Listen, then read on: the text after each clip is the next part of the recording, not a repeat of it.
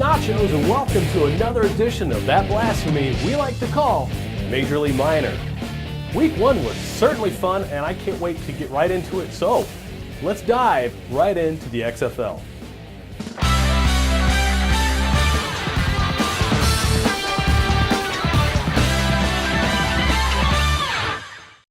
Okay, so let's talk about these Week 1 scores. Week 1 scores brought to you by Light 'em Up Video Productions. For the best in video productions here in Semi-Pro, contact Light 'em Up. Week 1 we saw the Wichita Wolfpack up against the Oklahoma Red Wolves, and the Red Wolves in their league debut took care of business by a score of 19-0. Next up we saw the game of the week last week, which was the Oklahoma City Elite versus the Oklahoma City Jaguars. That game was played in historic Washington Park, and the Elite gave them everything they had until the game was called late in the fourth quarter by a score of 15-0. And then finally, we saw the Yukon Bobcats go up against the Oklahoma Monarchs, and they were heavily overmatched as we see the score of 70-0 Monarchs. And here are your rankings for Week 1. The XFL rankings brought to you by Thunder Bail Bonds, providing bail bond service to Oklahoma City and surrounding areas. Staying at number 1 off their huge win, the number 1-0 Oklahoma Monarchs, followed by the number 2 Kansas Cougars. Number 3, the Oklahoma City Elite coming off their win against the Jaguars, followed by number 4, the Oklahoma Nightmare. The Oklahoma Chargers coming in at number 5. The much improved number 6 Oklahoma Red Wolves making their XFL debut. The number 7 Northern Oklahoma Executioners, followed by number 8 the Yukon Bobcats, number 9 the Oklahoma City Jaguars, and then rounding up the bottom are the number 10 Wichita Wolfpack. So here are my predictions for number 2. Game 1 of the Defender Sports XFL matchups will be the Kansas Cougars facing off against the Northern Oklahoma Executioners and their home kickoff. This one should be a pretty easy game, fairly handled by the Kansas Cougars. I also think that the Northern Oklahoma Executioners are going to have a much improved offense. So I give this one to the Cougars by a score of 35-14. Next up, we're going to see the Yukon Bobcats face off against the Wichita Wolfpack. The Wolfpack, having some problems in the offseason maintaining its team, do have a fairly healthy backup plan, so they have about 30 to 35 players on their team this year. But I think the Bobcats, coming off of their major loss last week, have been able to find some daylight, and I think they'll put up 14 points, and I'm going to give this one to the Bobcats by a score of 14-3. Next up, two teams that were off last week. The Oklahoma Nightmare are going to square off against the Oklahoma Chargers. I think this one's going to be a tight game. Both teams are good. Both teams are around the 500 mark in my predictions this year. But I'm going to hand this one off to the Nightmare by a score of 17-14. Lead us to Game of the Week.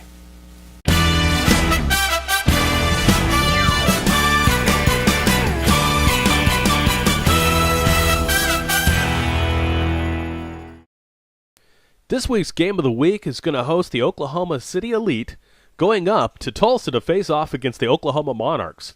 The much talked about Oklahoma City Elite have really much improved roster and are very salty to win the XFL. But they're going up against the long-standing Oklahoma Monarchs, who themselves have made a quite improvement to their roster. The coaching staff is nothing to laugh about for sure, and I think that the Oklahoma Monarchs are going to come away with this one by a score of 35-7. So here are a few of the highlights from last week in the XFL.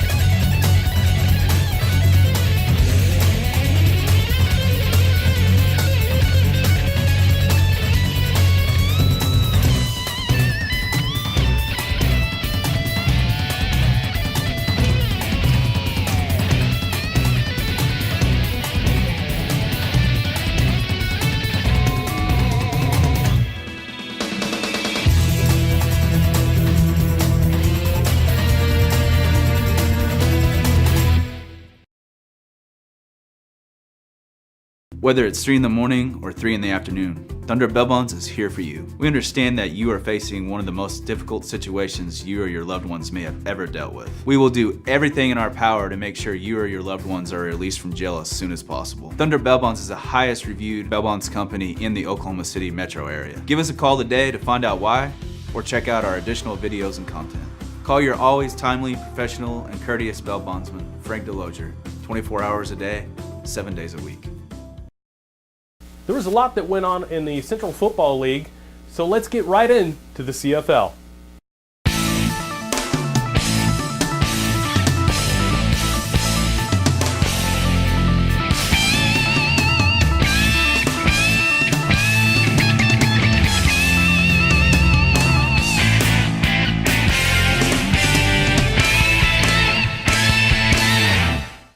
Week 1 scores brought to you by Light 'em Up Video Productions. First, we saw the Kansas City Saints face off against the Enid Enforcers, but got beat by a score of 48-6. The Arkansas Ducks made a major explosion in the CFL by taking on the Dallas Bulldogs and beating them 25-18 in Dallas for the upset. The Joplin Crusaders came away with a victory with a 28-12 score against the Muskogee Bulldogs. The Queen City Grizzlies, they had a few things that were going for them positively, but just couldn't get that first score in, as the Tri-City Panthers went at home by a score of 8-0. The scrappy Arkansas Extra took care of business by a score of 28-6, and the Northwest Arkansas Battle unsurprisingly took care of business as they won 23-0 against the West Central Warriors. The Amarillo Bandits in their CFL debut also took care of business by a score of 16-2 in Snyder, Oklahoma against the Southwest Gravediggers. And then finally, the Arkansas Guardians, much improved Guardians, took care of business themselves too as a score of 33-0 against the Arkansas Raptors. And here are your rankings in the CFL this week. This week's CFL rankings brought to you by Lightning Bail Bonds. Get out of jail in a flash. Number 1, the Enid Enforcers, no surprise there, followed by the number 2 Joplin Crusaders. Trailing them is number 3, the Arkansas Battle. Number 4, the Tri-City Panthers, followed by the scrappy number 5 Arkansas Extra. The number 6 Arkansas Guardians coming off a much improved, and honestly, they took me by surprise. I think these guys are for real. Number 7 coming off of their CFL debut, the Amarillo Bandits, followed by the number 8 Queen City Grizzlies off of a close loss last week. Number 9, the 0-1 Kansas City Saints. And then following up, my supposed dark horse this year, the number 10 Dallas Bulldogs. And here are your Week 2 DCFL rankings. The number 1 Green Country Phoenix, followed by the number 2 Arkansas Tornadoes. And the number 3, 1-0 Arkansas Ducks. They have definitely been on my radar now. Got me by surprise. Number 4, the 0-1 Muskogee Bulldogs. I think they're still going to be able to make some noise in the DCFL. They're going to be bringing up a new quarterback, and from what I've seen last week off of some of the mistakes that they made, those are easily corrected, so keep your eye still on those guys. Number 5, the Arkansas Steelers, followed up by the number 6 Southwest Gravediggers, the number 7 Arkansas Raptors, number 8 the West Central Warriors, and then following up on the bottom of the scale, the Carl's Junction Raptors. The prediction this week, right here. This week's matchups and predictions brought to you by Defender Sports. We're going to first see the Arkansas Tornadoes face off against the Amarillo Bandits. The Bandits having to travel all the way to Mountain Home, Arkansas, I think are a much improved team from what I've seen in recent videos. But I think it's going to be the Arkansas Tornadoes that are going to give them a ride for their money. And with the score of 21-14, I predict the Arkansas Tornadoes to win. Next up, we're going to see the Southwest Gravediggers face off against the Tri-City Panthers in Snyder, Oklahoma. The Panthers having to make that travel. I'm going to give this one, though, to the Tri-City Panthers by a score of 17-3. We're going to see the Arkansas Extra face off against the Arkansas Raptors, and I think the scrappy Extra are going to win this one easily by a score of 21-3. Next up, we're going to see the Muskogee Bulldogs face off against the Kansas City Saints. I think the Bulldogs are going to run away with this one in the fourth quarter, but it's going to be a tight game, so I'm going to give this one to the Dogs by a score of 17-14. Next up, we're going to see the Joplin Crusaders face off against the Warriors in this game. I'll tell you what, it's going to be, I think, a good game in the first quarter, but the Joplin Crusaders, with their scrappiness and experience, are going to win this one by a score of 35-3. And that'll lead us to this week's CFL Game of the Week.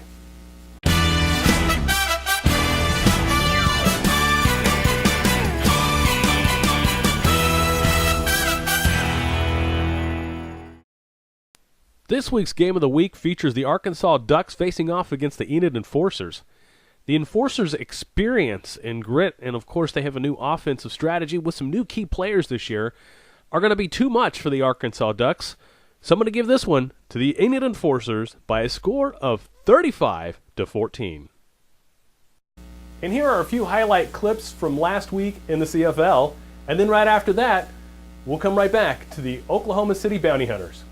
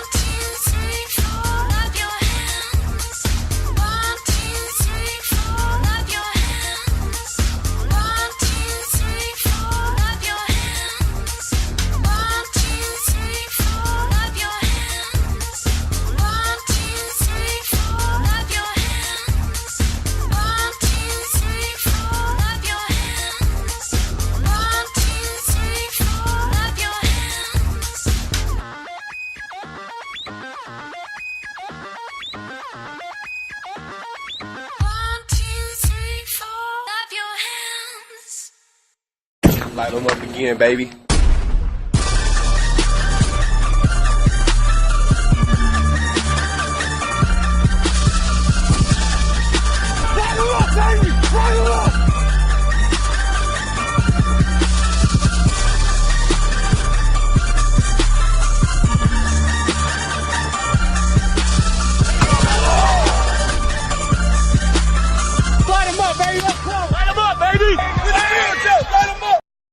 Last week, the Oklahoma City Bounty Hunters faced off against the Mississippi Dynasty. I thought this was going to be a blowout, but the Mississippi Dynasty had something else completely different from what I predicted, and let's take a quick look at that.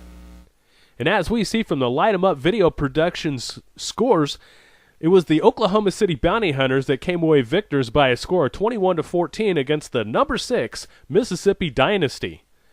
The Bounty Hunters, without a lot of key players playing in Noble, Oklahoma, were not succumbed to the fourth quarter rally by the Mississippi Dynasty and were able to hold on for the lead. And here's your prediction for this week with the Oklahoma City Bounty Hunters.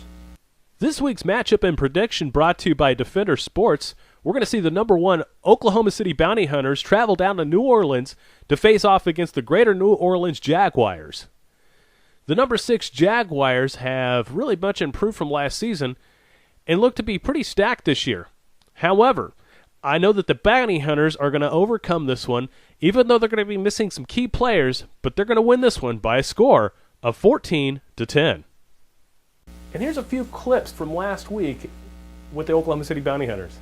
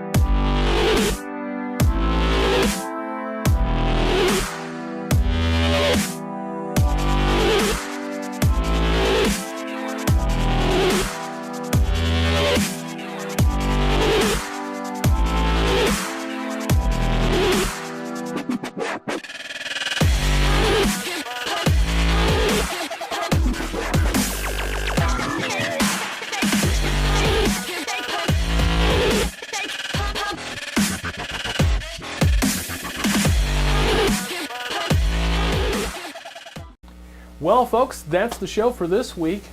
Be sure to check out as many games as you possibly can. Look at our website because there's going to be some live streaming games. Just go to the www.majorleagueminor.com for details and go to the tab where there's other pages and so on and so forth. You'll find it. It's really easy to navigate through. You can follow us also on Facebook, Twitter, and Instagram. Look for streaming games. And, of course, we'll have live score updates first thing for Oklahoma, for Major League Minor. And those on our website and also our Facebook page as well. So until next week, folks, I'm Chris Dotson reminding you to go watch some football.